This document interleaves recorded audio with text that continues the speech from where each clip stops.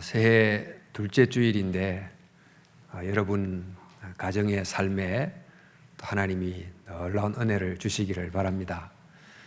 우리 새해가 되면 또 새로운 일들이 우리를 찾아옵니다. 또 예기치 않는 일들, 우연한 일들이 찾아옵니다.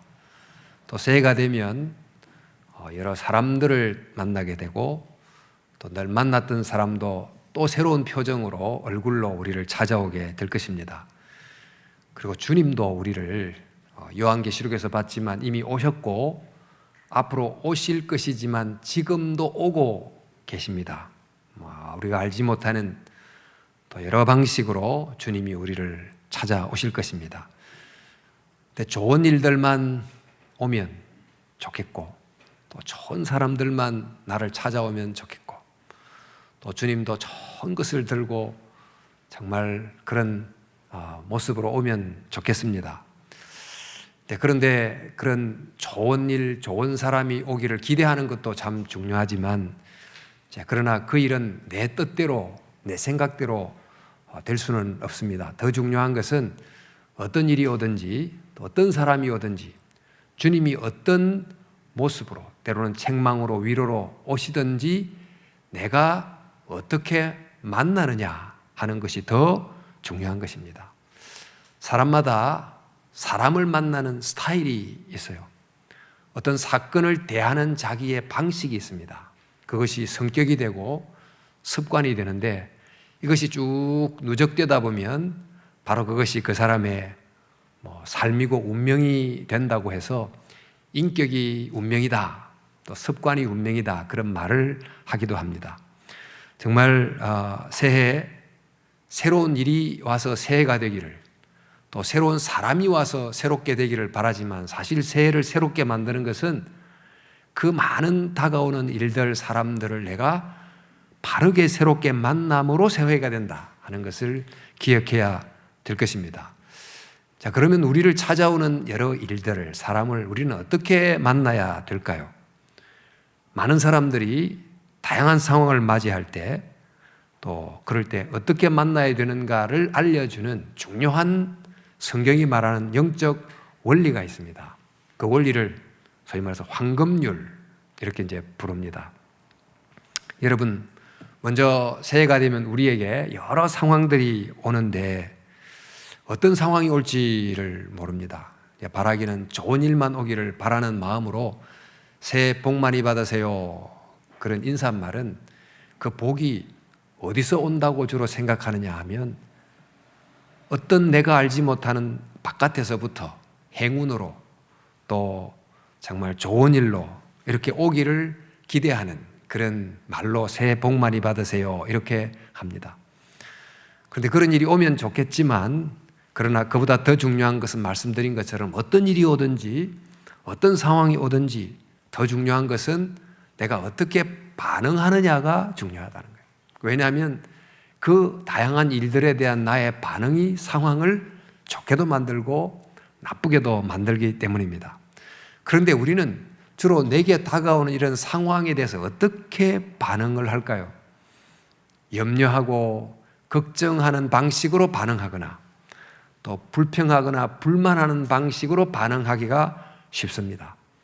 또 감사하지 않으므로 또 주어진 것을 당연히 여김으로 반응하는 그런 식으로 반응을 하기 쉽다는 거죠. 자, 그렇게 반응하게 되면 하나님이 정말 은혜를 베푸셨지만 은혜인 줄도 모르고 또 하나님이 주신 내 삶의 땅이 점점 내가 원하는 것을 주지 않는 광야 같은 삶의 자리처럼 보이고 또 감사하지도 않고 하다 보면 내 마음이 점점 메말라가는 광야처럼 바뀌기도 하는 그런 일이 일어나지 않겠습니까? 이스라엘 백성의 광야 생활이 매우 힘들었습니다. 근데 광야의 상황이 거칠고 먹을 것, 마실 것 제대로 없다 보니까 분명히 외적 상황이 힘들기는 했지만 이스라엘의 광야 생활이 힘들었던 이유는 꼭 광야 때문만은 아니었다는 것입니다. 광야 생활이 힘들었던 것은 그 광야에 대한 그들의 반응이 광야 생활을 더 힘들게 만들었어요. 그들의 불평하고 불만하는 그들의 상황에 대한 반복되는 반응이 하나님이 주신 것을 보지 못하게 만들고, 또 광야 속에 하나님이 두신 축복조차도 보지 못하게 만들었습니다. 물론 광야였지만, 그러나 광야가 아무것도 없는 것 같지만 소중한 것이 있었습니다. 하나님의 불기둥, 구름기둥이 있었고, 하늘에서 내려주는 만나가 있었고, 또 하나님이 특별히 사랑하사 주신 율법이 있었고, 하나님의 동행을 상징하는 성막도 있었고, 더 나아가서 그 광야의 길을 마치고 갔을 때 허락되는 약속의 땅 가나안이란 미래의 소망이 있었습니다. 아니, 이렇게 주어진 것을 볼 수만 있다면 광야 생활 힘들지만 견딜만 하지 않습니까? 그들이 조금 전 애굽에서 나왔는데 그 애굽에서의 어려움은 소망이 없는 어려움, 기약이 없는 어려움이었지만, 이 광야 생활은 정말 내일이 있는 그런 어려움이었습니다. 그런데 이 불평과 불만은 그 광야를 걸어가게 하는 내적인 힘을 계속해서 이렇게 앗아가 버리게 했고, 또 약속과 가능성과 축복도 보지 못하게 만들었던 것입니다. 오늘 읽었던 본문 바로 앞에 6장에 보면 예수님께서 너희는 무엇을 먹을까 무엇을 입을까 걱정하지 말라, 이런 말씀이 나오지 않습니까? 근데 이 말씀은 물론 모든 사람들에게 주신 말씀이기도 하지만 이 산상수는 제자들에게 주신 말씀입니다. 당시 1세기 팔레스타인 현실은 사실 먹을 게 풍성하거나 입을 게 많거나 그런 환경이 아니었다 하는 점에서 분명히 광야인 것이 맞습니다. 게다가 로마가 다스리기 때문에 더더욱 힘든, 정치적으로 정말 너무나 괴로운, 그래서 더 갑절로 광야가 된 것이 맞습니다. 그러다 보니까 걱정하고 염려할 만합니다만은, 그런데 여러분, 그 광야에 걱정하고 염려할 것만 가득 찬 것은 아니에요. 그 광야의 현실 속에 예수님이 오셨어요. 기다렸던 메시아가 오셔서 제자들과 함께 지금 다니고 계십니다. 또 그 예수님께서 영적 가나안의 꿈, 그 하나님의 나라를 약속하시고 그 나라가 지금 이곳에 오고 있다, 이렇게 말씀하기도 하셨어요. 자, 그럼에도 불구하고 계속 염려하고 걱정하다 보니까 바로 곁에 주님이 잘 보이질 않고 그 약속이 잘 보이지도 않았던 것입니다. 그 하늘에 새가 날고 들에 백합화가 가득 피어 있는데, 그 하늘을 나는 새를 봐도 들에 핀 백합화를 봐도 그 새와 백합화는 정말 인간보다 훨씬 부족한 미물임에도 하나님이 도와주신다고 하는 그 창조주 하나님의 자비와 햇새도와 은혜를 보여주는 너무너무 생생한 상징인데도 눈앞에 그렇게 들판에 백합화가 펼쳐져 있어도 하늘의 새를 봐도 전혀 창조주 하나님을 생각하지 못할 정도로 눈이 점점 어두워지게 됐어요. 이제 그렇게 하면서 하나님이 주신 오늘이라고 하는 그 시간을 마치 모래를 한 움큼 짊어지면 모래알이 손가락 사이로 술술술술 빠져나가듯이 매일마다 그 하루라는 축복이 그냥 흘러가 버리는 그런 시간을 보내게 된 것입니다. 한마디로 그들은 그들의 곁에 계신 주님이 그들을 다스리지 않고 그런 상황이 제자들의 마음을 지배하게 됐던 것이지요. 우리 잘 알려진 그 빅터 프랭클이라고 하는 분의 그 이야기 많이 들으셨을 텐데, 이분이 유대인이고 또 정신과 의사인데 유대인 수용소에 잡혀가게 됐습니다. 거기서 부모도 죽고 형제도 죽고 아내도 죽고 자기도 언제 가스실로 보내질지 모르는 그런 하루하루를 보내고 있었으니 그 상황만큼 광야 같은 곳이 세상에 어디 있겠습니까? 그런 광야 같은 현실은 그에게 두려움으로, 불안으로, 절망으로 계속 그를 코너로 몰고 가면서 그의 생각을 마비시키고 감정을 마비시키기에 충분한 상황이었지요. 근데 그런 상황 속에서 그가 아주 중요한 것 하나를 깨닫는 것입니다. 지금 자기는 자기에게 닥쳐오는 상황을 조금도 컨트롤할 수 있는 영역이 하나도 없어요. 나치가 자기에게 뭘 할지 자기가 결정할 수 있는 아무런 능력이 없습니다. 그런데 그는 이런 상황 속에서 그래도 자기가 컨트롤할 수 있는 게 하나가 있다는 걸 발견해요. 그것은 자기에게 주어지는 이 수많은 상황들에 대하여 내가 어떤 마음을 가지고 어떤 반응을 보일지를 선택할 수 있는 자유만큼은 내게 남아있다. 그걸 생각하고 그 자유를 행사하면서 환경이 그를 계속해서 절망과 좌절과 분노를 갖도록 강요하고 있을 바로 그때에 그는 그런 식으로 이끌려서 그런 감정을 마음에 품지 않고 오히려 내가 이 악마 같은 지옥 같은 이 현실을 벗어난 다음에 솔직히 인간이 누군가를 제대로 체험에 근거해서 학문화해서 내가 가르치는 꿈을 꾸고 그 강단에서 가르치는 계속 꿈을 선택해요. 그러다가 결국 그는 살아남았고 유명한 로고 테라피라고 하는 의미 치료라고 하는 유명한 학술적 이론을 만들기도 했습니다. 자, 그는 바로 이렇게 주어진 상황에 대하여 어떤 반응을 바르게 선택할지를 지혜롭게 선택함으로 살아남은 인물이 된 것입니다. 자, 지금 걱정하고 염려하는 제자들을 향해서 예수님께서 어떻게 말씀하시는가 봤더니 그런즉 너희는 먼저 그의 나라와 그의 의를 구하라. 그리하면 이 모든 것을 더하시리라.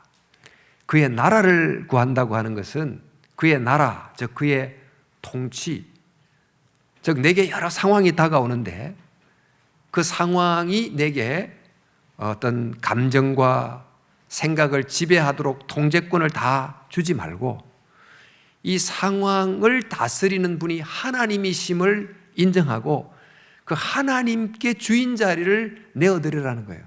그래서 그분이 주인 되심을 모든 상황 속에서 먼저 선제적으로 주도적으로 반응하며 나아가라는 것입니다. 만약 그렇게 반응하게 되면 상황은 나에게 두려움을 주고 공포를 주고 염려를 주지만 이 상황의 주인이 하나님이시다 생각하고 상황을 만나면 기도로 만나고 감사로 만나고 소망으로 만나고 이렇게 만날 수 있게 되는 것입니다. 이렇게 하다 보면 결국 하나님이 주인이 되시면 상황을 바꾸실 수 있는 것입니다. 하나님은 무에서 유도 만드셨지만 우리가 망가뜨려버린 우리의 과거, 우리의 잘못이라는 정말 너무너무 부족한 재료를 가지고도 멋있는 작품을 만들어내는 위대한 예술가 하나님, 모든 걸 합력하여 선을 이루시는 하나님이심을 믿고 그분께 하나님의 주인 되심을 먼저 선포하고 상황에 대응하라는 것입니다. 바로 이런 원리를 알았던 사도 바울도 말씀하기를 아무것도 염려하지 말고 오직 모든 일에 기도와 간구로 너희 구할 것을 감사함으로 하나님께 아뢰라. 그러면 모든 지각에 뛰어난 하나님의 평강이 너희 마음과 생각을 지키시리라. 어떤 상황이 오든지 그것이 나를 먼저 점령하고 지배함으로 나를 염려의 늪으로 빠져들이게 하기 전에 먼저 기도하고 먼저 감사함으로 이 상황의 주인이 하나님이시다 이것을 인정하고 하나님의 손에 상황을 맡겨드리라. 그러면 하나님이 내 마음을 평강으로 인도하시고 상황을 합력하여 선이 되게 만든다는 것입니다. 자, 우리가 새해 여러 다양한 상황을 만나게 될 겁니다. 좋은 일이 왔으면 좋겠다 하고 기다리고만 있을 겁니까? 어떤 일이 닥쳐온다 할지라도 그 상황을 어떻게 만나야 될까요? 오늘 하나님 말씀처럼 그의 나라를 구하라. 그분이 모든 상황의 주인이라는 것을 기억하고 그분이 주인임을 고백하면서 상황을 만나라 하는 것입니다. 그렇게 하면 염려를 이기고 기대를 가지고 소망을 가질 수 있음을 우리에게 가르쳐주고 있습니다. 또 우리는 여러 일들도 만나지만 여러 사람들을 만납니다.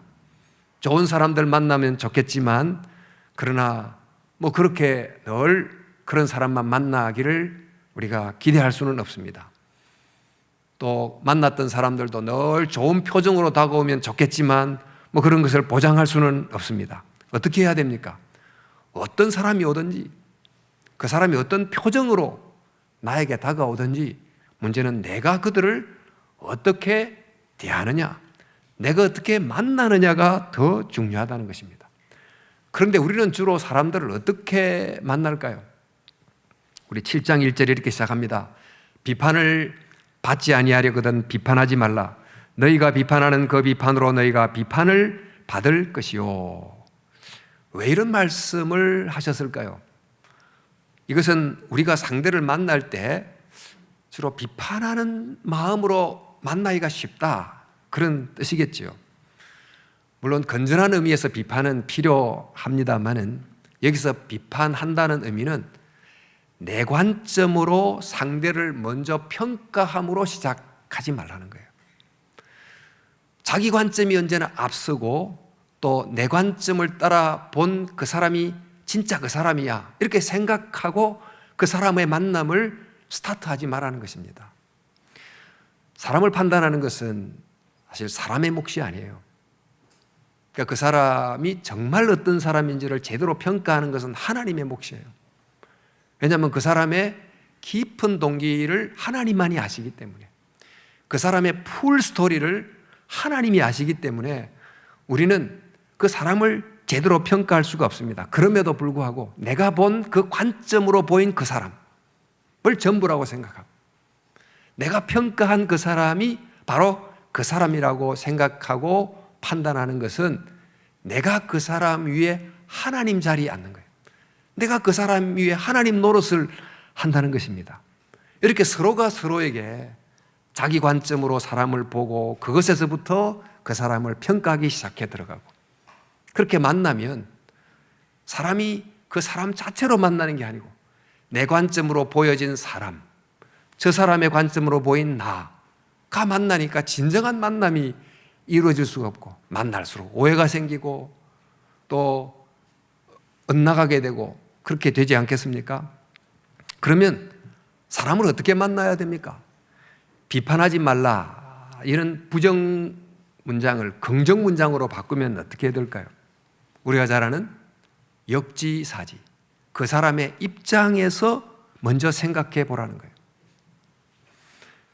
스티븐 코비가 쓴 성공하는 사람의 7가지 습관이라는 책에 그의 짧은 그 경험 하나를 소개하고 있는데, 그가 뉴욕에서 지하철을 타고 가고 있는데 어떤 한 아이가 막 지하철 안을 정신없이 쫓아다니고 있어서 그 아이의 아버지가 그럼에도 아이를 전혀 제어하지 않고 고개만 푹 숙이고 앉아있고, 그래서 이 스티븐 코비가 찾아가서 이보세요, 당신 아이가 이렇게 분주하게 쫓아다니는데 아버지로서 좀 아들을 말려야 되지 않습니까? 이제 그렇게 말하니까 이 사람이 아우 죄송합니다, 참 제가 죄송합니다 그렇게 하고 이분이 하는 말이, 그런데 사실 조금 전에 이 아이의 엄마가 병원에서 세상을 떠났습니다, 그렇게 말을 하는 걸 듣고 그제서 비로소 이 사람의 입장에서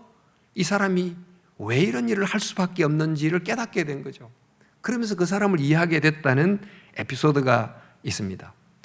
템플 그랜딘이라고 하는 동물학자가 있는데, 이분이 어릴 적 자폐증을 앓았다가 이제 자폐증이 낫고 나서 자폐를 앓고 있는 사람들의 입장을 이해하고 그 가족을 충분히 이해하는 이제 그런 사람이 되었다고 그럽니다. 그러면서 그가 동물학을 전공해서 동물학자가 됐는데, 보통 동물을 연구하면 그저 동물이나 가축을 그저 기르는 가축 정도로만 생각하지 가축의 입장에서 가축을 생각하는 이런 생각을 하는 학자는 별로 없을 것입니다. 그런데 이 유명한 학자는 단순히 대상으로서의 가축이 아닌 그 가축의 입장에서 생각해 보려는 그런 유명한 학자였다고 그래요. 어느 날 도축장에서 연락이 왔는데 소들이 지금 저 도축장을 향해서 가는데 어느 날 보니까 이 소들이 꼼짝도 안 하고 움직이지도 않고, 그래서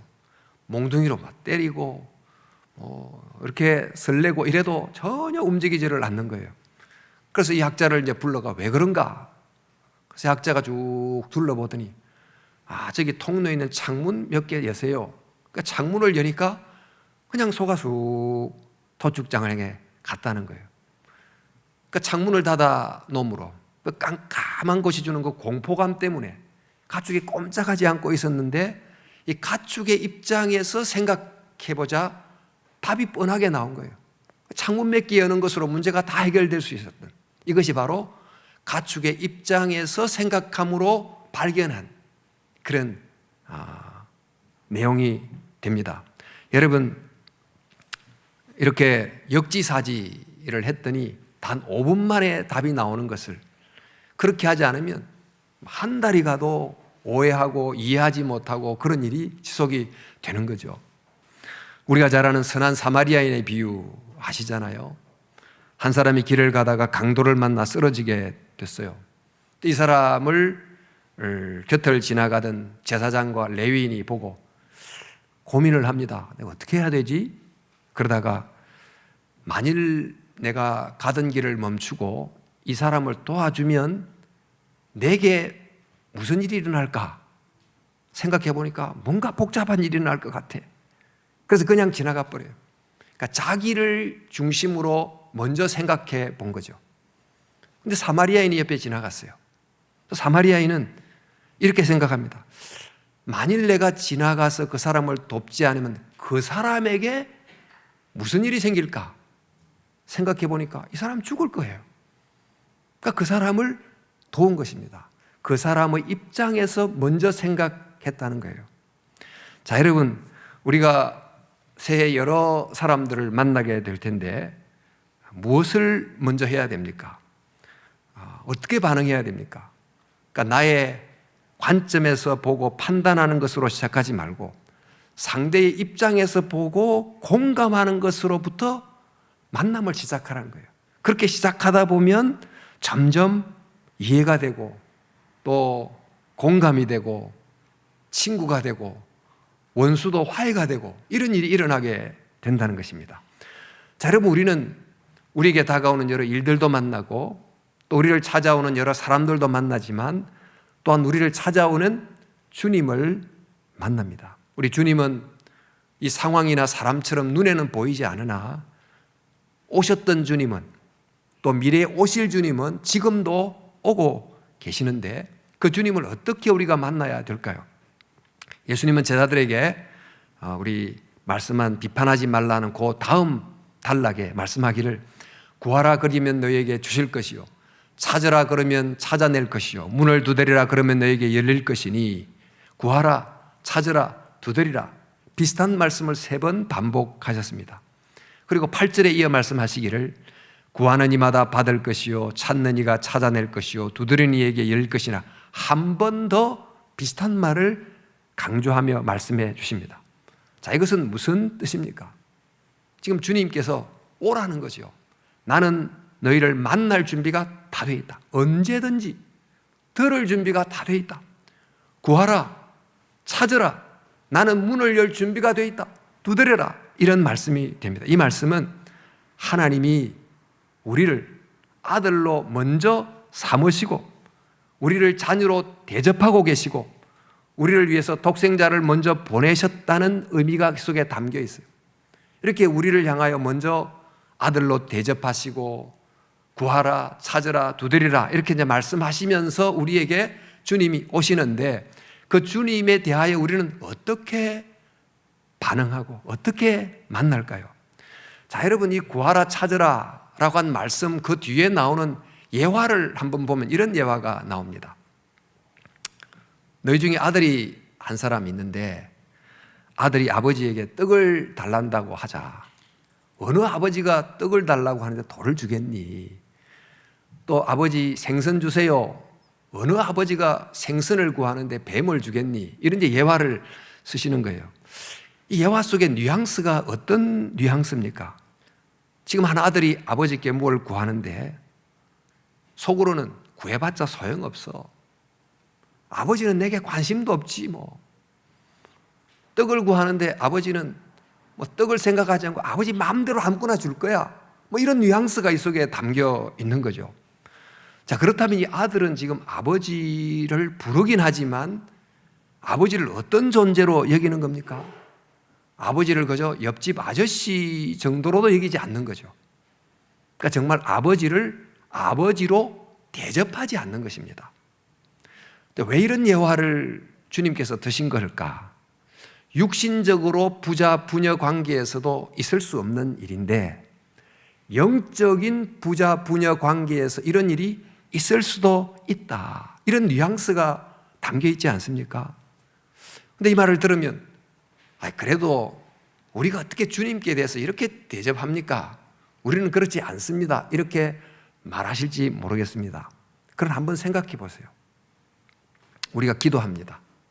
또 찬송도 하고 예배도 하면서 하나님을 부르는데 사실 그 하나님이 받으셔야 될 합당한 대접을 우리가 하는 걸까? 한번 생각해 보세요. 하나님의 합당한 정말 대접을 하고 있는가?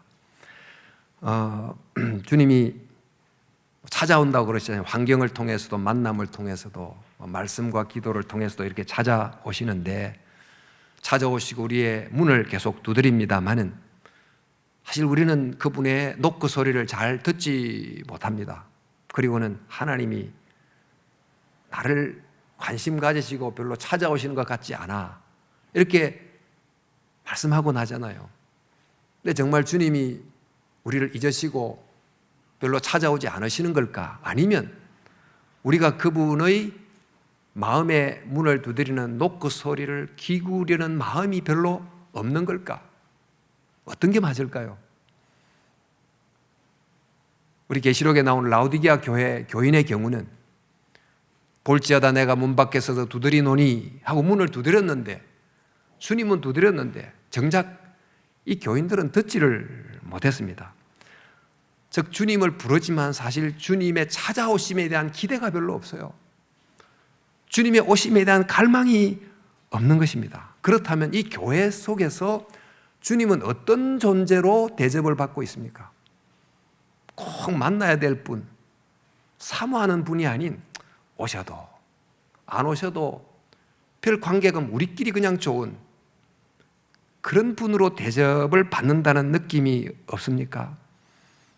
만약 아버지가 자녀에게 그런 식의 대접을 받는다면 여러분은 어떤 느낌을 받으시겠어요?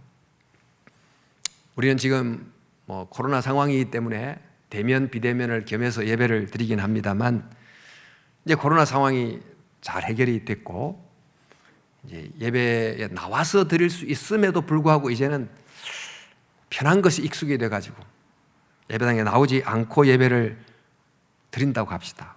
앞으로는 이 비대면도 하나의 뉴노멀이 돼서 계속 진행이 될 것 같긴 합니다만은 그런 문제는 비대면이냐 대면이냐 그것보다도 그 예배 속에서 주님을 만나려고 하는 간절한 열망이 서서히 식어버리는 게 아닌가.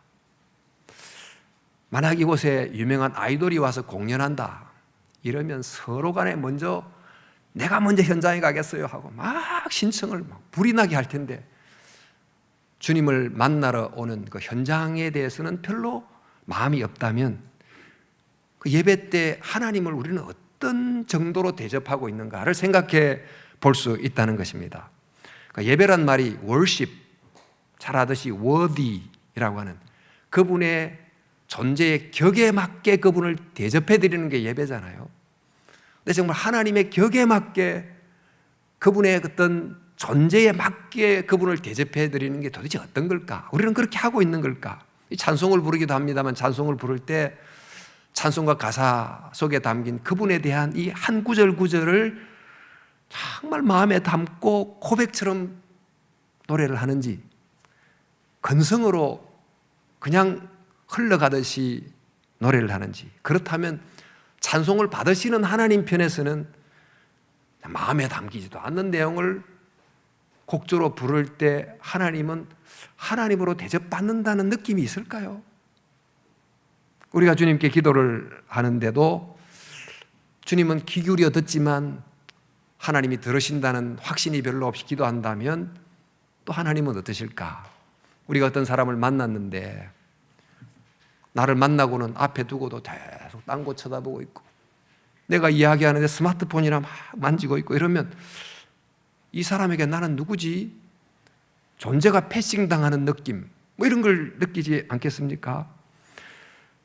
우리가 예배를 드리고 찬송을 드리고 기도를 드린다고 하지만 정작 예배를 받으시는 하나님은 우리의 그분을 향한 태도를 보면서 정말 나는 하나님으로 존중받고 있다는 그런 느낌을 과연 받으실까?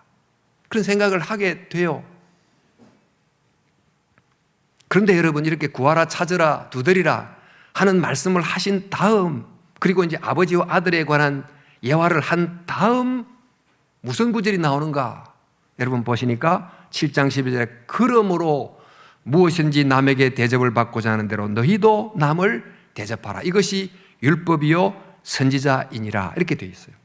근데 여기서 그러므로라고 하는 접속사 아닙니까? 이 그러므로라는 것은 앞에 있는 내용과 그 다음 구절을 이어주는 연결고리인데, 그러면서 앞의 내용을 또 요약해주는 내용이기도 합니다만은, 근데 이 남에게 대접을 받고자 하는 너희도 남을 대접하라, 이 구절 바로 앞에 있는 내용이 어떤 내용입니까?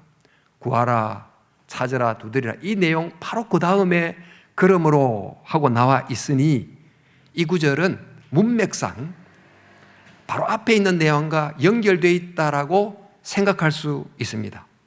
자, 하나님은 찾으라, 구하라, 찾으라, 두드리라 3번씩 말하면서 나는 I'm ready, 나는 너를 만날 준비, 들을 준비 돼 있어. 나는 너를 아들로, 딸로 너를 대접하고 있어. 이렇게 말하는데 정작 우리는 하나님에 대해서 나는 당신을 아버지로, 하나님으로 대접하고 있니? 이런 메아리가 싹 오는 거예요. 너가 나를 아버지라고 부를 때 나를 정말 아버지로 대해야 내가 아버지됨을 너가 맛보지 않겠니? 너가 나를 하나님이라고 부르는데 나를 하나님으로 여기고 대해야 내가 너의 하나님됨을 너가 맛보지 않겠니? 그런 안타까운 말씀을 하시는 거예요. 그리고 이제 이 구절의 더 앞을 보면 우리가 읽었던 바로 비판하지 말라로 시작되는 사람과의 관계가 나옵니다.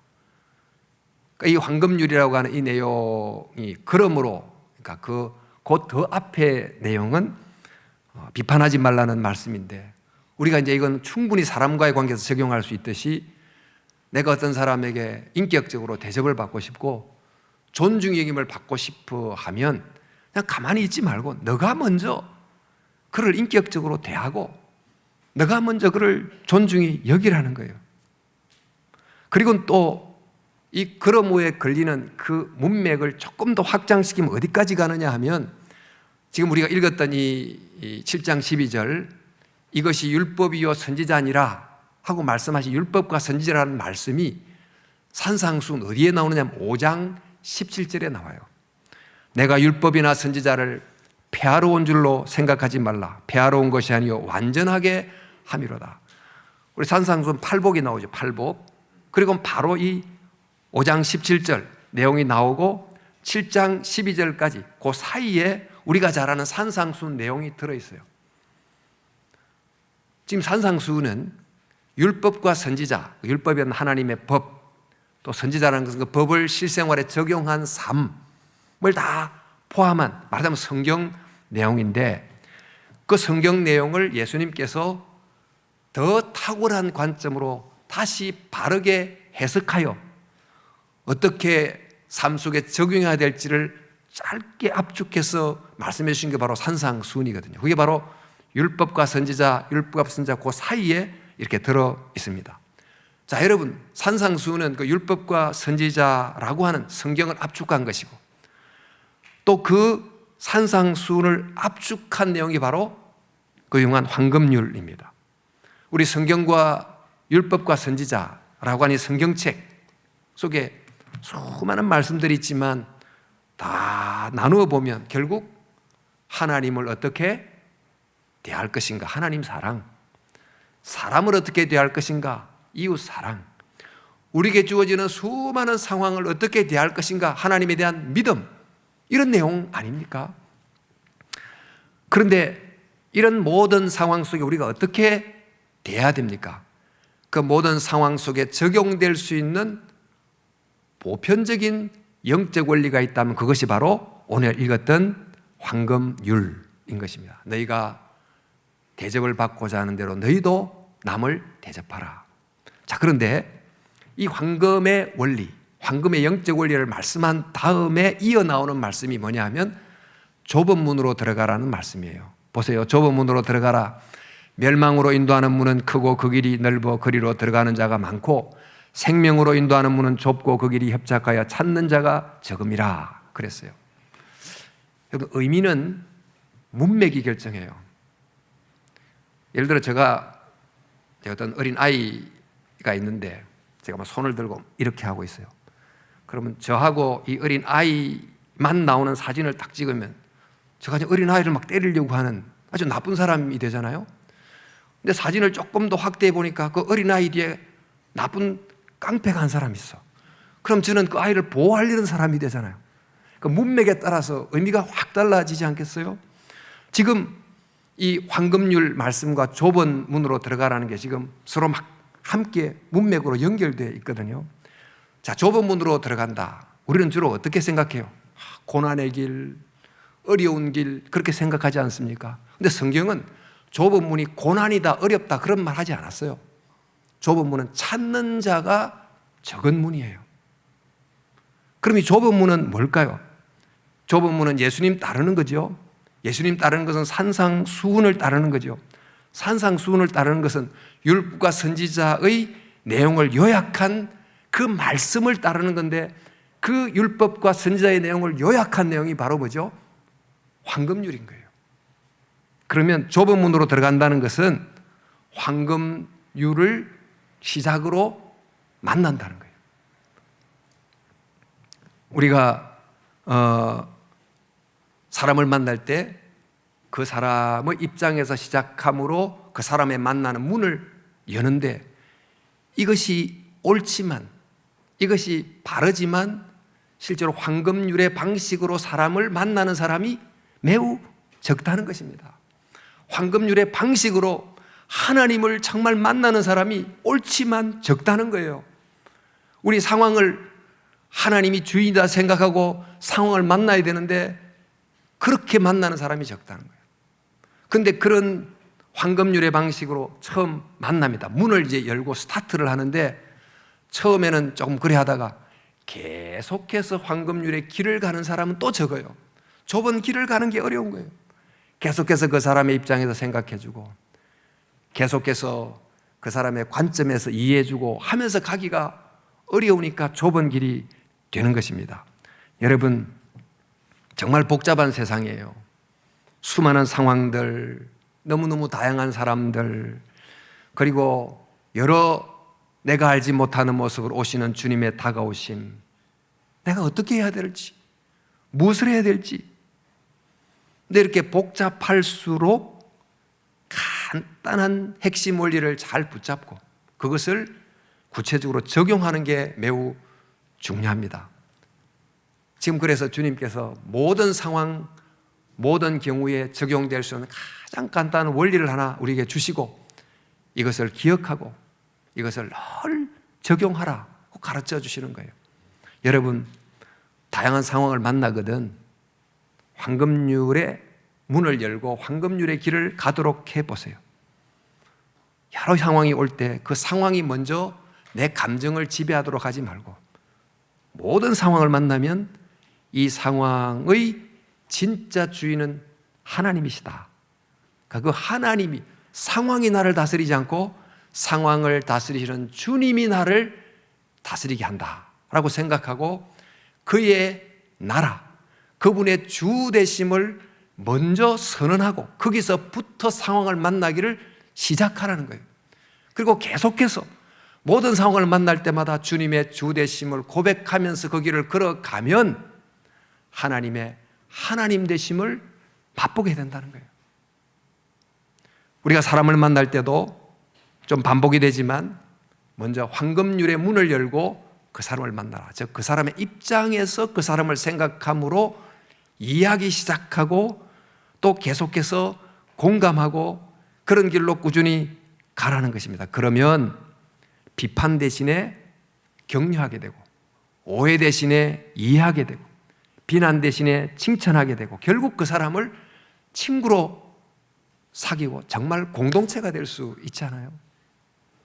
또 주님이 다양한 모습으로 오시는데, 그러나 주님 정말 예배와 기도의 말씀 속에서 내가 주님을 주님으로 대접하려고 정말 노력하면, 예배할 때도 지금 이곳에 하나님을 하나님으로 대접하며 예배하고, 찬송을 부를 때도 마음을 다해 찬송하고, 기도할 때도 정말 내 서툰 기도지만 이 기도를 듣는다고 생각하고 하면 그 사람에게는 은혜가 임해요.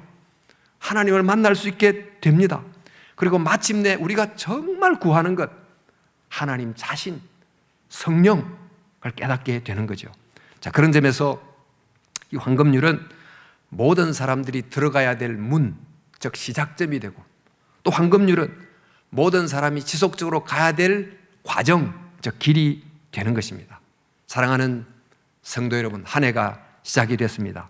이것저것 살펴볼 것이 참 많지만, 그러나 이 복잡한 세상일수록 이 영적 원리를 잘 깨닫고 상황에 잘 적용함으로 황금률의 문을 열고 들어가시고 황금률의 길을 따라 걸어가므로 여러분의 새해의 길에 생명이 충만한, 은혜가 충만한, 하나님의 역사가 충만한 축복이 넘칠 수 있기를 주 예수님의 이름으로 간절히 축원합니다.